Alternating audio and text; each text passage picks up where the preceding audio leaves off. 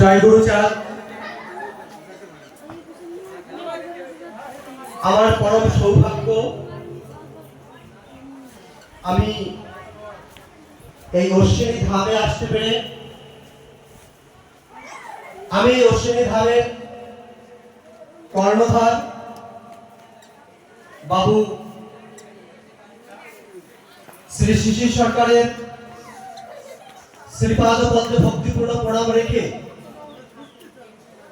আমি দু একটি কথা বলছি। এই ধামে আগত হরিগুরুচাঁদ ঠাকুরের ভক্ত ভক্তগণ, আমার কথার মধ্যে যদি কোনো ভুল ত্রুটি হয় আমাকে ক্ষমা করবেন। মতুয়াবাদ, ব্রাহ্মণ্যবাদ, আমরা মতুয়াবাদকে গ্রহণ করেছি, ব্রাহ্মণ্যবাদকে ছুঁড়ে ফেলে দিয়েছি। হরিচাঁদ ঠাকুর একজন বেদ বিরোধী আমাদের মনের মানুষ, আমাদের পূজনীয়, আমাদের শ্রী ভগবান। একজন মুসলিম, সে যদি মুসলিম হয় তবে তার সবার আগে কোরআন শরীফকে মান্যতা দিতে হবে, হাদিস পড়তে হবে, হযরত মুহাম্মদ সাল্লাল্লাহু আলাইহি ওয়াসাল্লামকে মানতে হবে, তবে তিনি একজন মুসলিম হবেন। হিন্দু ধর্মের মূল ধর্মগ্রন্থ হচ্ছে বেদ। যদি আপনার হিন্দু ধর্মকে মান্যতা দিতে হয় আপনার বেদকে মানতে হবে। যদি আপনি বেদকে না মানেন, দেব দেবীকে না মানেন, তবে আপনি হিন্দু ধর্মের মানুষ এটা বলা যাবে না। তো হরিচাঁদ ঠাকুর কি বললেন? কুকুরের উচ্ছিষ্ট প্রসাদ পেলে খাই, বেদ বিধি শৌচাচার নাহি মানি তাই। তবে হরিচাঁদ ঠাকুর সম্পূর্ণ ছিলেন বেদ বিরোধী। তার মানে আমি বলতেই পারি হরিচাঁদ ঠাকুর হিন্দু ধর্মের বাইরে ছিলেন। তার ধর্ম সূক্ষ্ম সনাতন ধর্ম। যদি হরিগুরুচাঁদ ঠাকুরকে মান্যতা দিতে হয় তবে সবার আগে বেদ বিরোধী ব্রাহ্মণ্যবাদের বিরুদ্ধে আপনার আন্দোলন করতে হবে। যদি আপনি ব্রাহ্মণ্যবাদের বিরুদ্ধে দাঁড়াতে না পারেন তাহলে হরিগুরুচাঁদ ঠাকুরের নাম মুখে নেওয়ার অধিকার আপনার নাই। ইহাই হরিচাঁদ ঠাকুরের দর্শন। মানবতা, মানবতাবাদ। দেখবেন মতুয়া ধর্মে আমি আমার দাদাকে প্রণাম করছি, দাদা আবার আমাকে প্রণাম করছে, কিন্তু অন্যান্য সম্প্রদায় দেখা যায় তাদের মধ্যে সেটা নেই। তাদের মধ্যে স্তর ভাগ, কিন্তু মতুয়াবাদ সমান, ইকুয়াল। তো এই মতুয়াবাদ আর ব্রাহ্মণ্যবাদ, এটাকে আমাদের বোঝার সর্বপ্রথম আমাদের ধারণা রাখতে হবে। মতুয়াবাদের শিক্ষা হচ্ছে পিতা মাতাকে ভক্তি করবে। তুমি যদি তোমার বাবা মাকে যত্ন না করো, তোমার বাবা মাকে খেতে না দাও, তোমার বাবা মার খেয়াল না রাখো, তবে তুমি মতুয়াবাদের, মতুয়া দর্শনের মানুষ তুমি বলতে পারবে না। তুমি হরিচাঁদ ঠাকুরকে যদি মানতে হয় তবে সবার আগে তোমার বাবা মাকে প্রণাম করতে হবে, বাবা মাকে ভালোবাসতে হবে। মুখখান দিয়ে বলুন তো গোসাই, ঘুম থেকে উঠে ভজন বেশি ঝাড়ঝাড় করছো। ঘুম থেকে উঠে সবার আগে আমরা বাবা মাকে কজন প্রণাম করছি? যদি বাবা মার উপরে যদি আমাদের ভক্তি শ্রদ্ধা অর্পণ করতে না পারি, কোনদিন কি আমাদের ঠাকুরের দর্শন, ঠাকুরকে আমরা চিনতে পারবো, বুঝতে পারবো? এই প্রতিবাদের ভাষা, এই জ্ঞানের ভাষা, এই চিন্তার ভাষা যিনি দিয়েছিলেন তিনি হচ্ছেন আমার হরিগুরুচাঁদ ঠাকুর। আজকে গুরুচাঁদ ঠাকুরের উপরেই আজ আমি পেন পকেটে নিয়ে ঘুরতে পারছি। আমি আজ আপনাদের সামনে দাঁড়িয়ে কথা বলতে পারছি। যদি গুরুচাঁদ ঠাকুর না আসতেন তবে আপনার আমার ওই ব্রাহ্মণের 5-4 দিন চলে যেত। আমি কোনো ব্রাহ্মণের নিন্দা করছি না, আমার নিন্দা হচ্ছে ব্রাহ্মণ্যবাদের বিরুদ্ধে। যে ব্রাহ্মণ্যবাদ হিংসা শিখায়, বিদ্বেষ শিখায়। আপনার বৃদ্ধ মা আপনার বাড়িতে যখন কোনো পুরোহিত আসলেন, সেই পুরোহিতকে দেখে আপনার মা, বৃদ্ধ মা, ওই বাচ্চা পুরোহিতের পায়ে হাত দিচ্ছে। একবার বলছে না, তুমি আমার মায়ের বয়সী মানুষ, আমাকে তোমার পায়ে হাত দিয়ে প্রণাম করার দরকার নেই, আমাকে তুমি বুকে জায়গা দাও, তাতেই হবে। নেই, বড় ওই ছেলেটা প্রণাম নিল, আপনার মাকে কিন্তু প্রণাম দিল না। ব্রাহ্মণ্যবাদ, মতুয়াবাদ, আপনি যাকে প্রণাম দিচ্ছেন সে আপনাকে জড়িয়ে ধরে আবার প্রণাম দিয়ে বুকে জড়িয়ে নিচ্ছে, ইহাই মতুয়াবাদ। আমাদের চিন্তা ভাবনা, আমাদের ভাবনা, আমাদের দর্শন যদিও ঠিক মতো শ্রী শ্রী হরিলীলামৃত, শ্রী শ্রী গুরুচাঁদ চরিত, হরিচাঁদ ঠাকুরের আরো যত প্রামাণ্য গ্রন্থ আছে, সেই প্রামাণ্য গ্রন্থ যদি আমরা পড়ি, তবে আমাদের পূর্বপুরুষের যে ঐতিহ্য, যে চিন্তা ভাবনা, সবের মূলে জল ফেলে দিয়েছিল এই ব্রাহ্মণ্যবাদ। এই ব্রাহ্মণ্যবাদ নামক পিশাচ যন্ত্র আমাদেরকে তিলে তিলে শেষ করে দিয়েছিল। আজ ঠাকুরের আশীর্বাদে আজ আমরা বুঝতে শিখেছি, জানতে শিখেছি। আমরা যতদিন ঝাঁটা দিয়ে ওই ব্রাহ্মণ্যবাদকে বিদায় জানাতে না পারবো, ততদিন কোনোদিন ভারতবর্ষে সাম্য প্রতিষ্ঠিত হবে না, কোনোদিন হরিচাঁদ ঠাকুরের মূল দর্শন প্রতিষ্ঠিত হবে না। বলতে অসুবিধা নেই।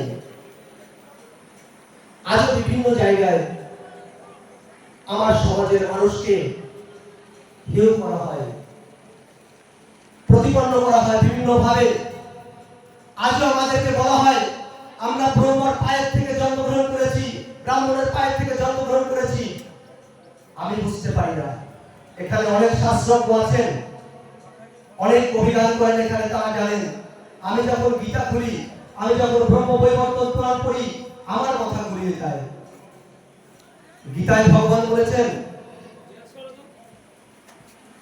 তার গুণ কর্মের জন্য আমি তাদেরকে 4টি ভাগে ভাগ করেছি, 4 বর্ণে ভাগ করছি।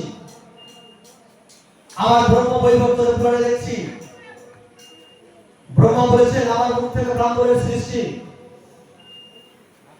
পায়ের থেকে শূদ্রের সৃষ্টি, বাহু থেকে ক্ষত্রিয়ের সৃষ্টি, উরুর থেকে বৈশ্যের সৃষ্টি।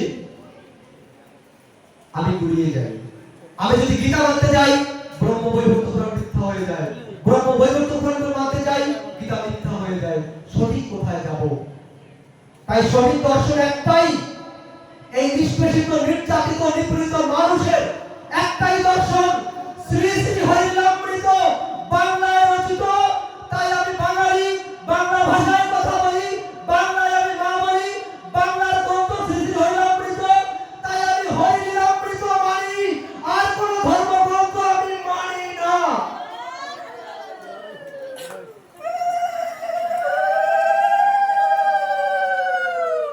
আমার হরিলীলামৃতকে নিয়ে যারা কটূক্তি করছেন, যারা বদনাম করছেন, তাদেরকে আমরা ইতিমধ্যে বিভিন্ন ভাবে বিভিন্ন জায়গা থেকে এফআইআর করেছি, নির্মম শাস্তি দাবি করছি। যত বড় পণ্ডিত হন, শ্রী শ্রী তারক গোসাইয়ের হরিলীলামৃতের উপরে কেউ হাত দিতে আসবেন না। সেটা আমাদের মনের কথা বলে, আমাদের প্রাণের কথা বলে। আজকে শ্রী শ্রী হরিলীলামৃত পড়েই আমি শ্রী শ্রী হরিচাঁদ ঠাকুরকে চিনেছি, শ্রী শ্রী হরিলীলামৃত পড়েই আমি গুরুচাঁদ ঠাকুরকে চিনেছি। তাই আমার যদি মান্যতা দিতে হয়, হরি গুরুচাঁদ ঠাকুরের আমার একমাত্র দেবতা, একমাত্র ভগবান, আমি আর কিছু মানি না।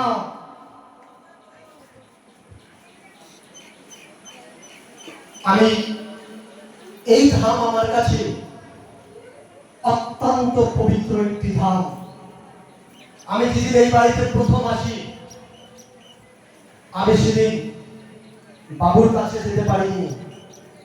আমার মনে হচ্ছিল এই বাড়ির আকাশে বাতাসে লতায় পাতায় কীট পতঙ্গ ধুলি করায় বাবু শিশির সরকারের শ্বাস প্রশ্বাস পদধূলি চিহ্নিত রায়। তাই আমি প্রথম দিন এসে এই ধামে এসে এই মাটিতে স্পর্শ করে প্রণাম করে গিয়েছিলাম। বলে গিয়েছিলাম, হে ঠাকুর, আমি তোমাকে প্রণাম করলাম, এই মাটিকে প্রণাম করে গেলাম। আর এই প্রণাম যেন আমার বাবা শ্রী শ্রী শিশির সরকারের পায়ে গিয়ে অর্পিত হবে, আর তারপরেই ভাবে আসে অনুষ্ঠানে। তাই এই জায়গাটা আমার কাছে অত্যন্ত প্রিয় একটি পূর্ণভূমি, কারণ আমি এত কবি সরকার দেখেছি। আমার হরিগুরুচাঁদ ঠাকুরের নাম এই বাড়ির হরিবোলা পাখি শ্রী শিশির সরকার, তার মুখে যতটা হরিগুরুচাঁদ ঠাকুরের নাম শ্রবণ করেছি, তার মুখে যে গান শুনেছি, এই বিশ্ব একদিন মধুরা হবে সেই বিশ্বাস নিয়ে আমি পথে নেমেছি। এই বিশ্ব একদিন মধুরা হবে সেই গানের সুরে, সেই কথায় মালা গেঁথে আমি আজ মধুয়ার ধারে ধারে ঘুরে বেড়াই। এই কথাকে বিশ্বাস করে এই বিশ্ব মধুরা হবে সেই বিশ্বাসের মালার গাঁথনিতে আমি মধুয়াদের পায়ের ধুলি নেওয়ার জন্য বিভিন্ন মধুয়ার ধারে ধারে ঘুরে বেড়াই। আমি বিশ্বাস করি এই পৃথিবী যতদিন থাকবেন, বাবু শিশির সরকারের এই গান, এই বিশ্ব একদিন মধুয়া হবে। আমার মনে হয় এই বিশ্বে এমন কোন মধুয়া নেই যার হৃদয়ে এই গান ধাক্কা দেবে না। আর আমি এখানেও বলবো, আজকে যখন এখানে বাউল গান হবে, সেই বাউল গানের শুরুতে যেন এই গানটা দিয়ে শুরু হয়, এই বিশ্ব একদিন মধুয়া হবে, এই বিশ্ব একদিন মধুয়া হবে, এই বিশ্বাস আমি রাখি। আর এই বিশ্বাস রেখে আমার সংক্ষিপ্ত বক্তব্য আমি এখানে শেষ করলাম।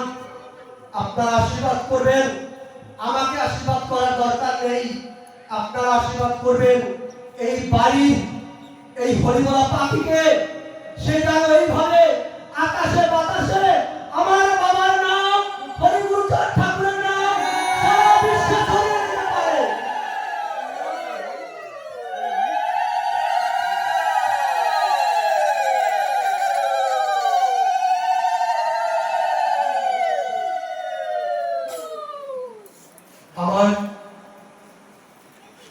আমার অন্তরের কথা বলে, আমার মনের কথা বলে,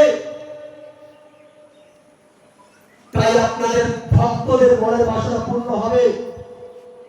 কারণ যে সময় মধুয়া ধর্মের খুব শ্রমগতিতে চলছিল, বিধাতার বিধান, ঠাকুরের বিধান, ঠিক সেই সময় শ্রী শিশির সরকার উঠে আসলেন। মধুয়া ধর্মের তারা গোসাইয়ের আশীর্বাদে পরিপুষ্ট মানুষ, তিনি মধুয়া ধর্মের প্রচারের জন্য নিবেদিত প্রাণ তৈরি করলেন এক ঝাঁক মধুয়ার সৈন্য। তাই আমি আপনাদের সামনে থেকে আমার বক্তব্য শেষ করব। আপনারা ঠাকুরের কাছে প্রার্থনা করবেন যে হে ঠাকুর, এই হরিবোলা পাখিকে তোমরা সুস্থ রেখো। এই হরিবোলা পাখি যদি সুস্থ থাকে তবে তোমার নাম প্রচার হবে, আকাশে বাতাসে তোমার নাম প্রচার হবে। তাই তুমি এই পাখিটাকে ভালো রেখো, আর ভালোবেসে তোমরা হে ঠাকুর, ভালোবেসে পাখিটাকে তুমি বুকে টেনে নিও। এই শিশির সরকার যেন তোমার আশীর্বাদ, পদ্মের আশীর্বাদ নিয়ে মধুয়া ধর্মের প্রচারে আকাশ বাতাস কম্পিত করতে পারে, এই বিশ্বাস আমি রাখি। এই বলে আমি আমার বক্তব্য এখানে শেষ করলাম। আপনাদেরকে আরেকবার প্রণাম জানাই এই বাড়ির মাটিকে, প্রণাম জানাই হরিগুরুচাঁদ ঠাকুর, শান্তি সত্যভামা, গুরুচাঁদের মানস কন্যা, মানস পুত্র অশ্বিনী গোসাইকে। আপনারা ভালো থাকুন, সুস্থ থাকুন, শ্রীহরি সবার সহায় হোক, এই বলে আমি বিদায় নিচ্ছি। জয় হরিচাঁদ, জয় গুরুচাঁদ, শান্তি হরি প্রমানন্দে। ধন্যবাদ।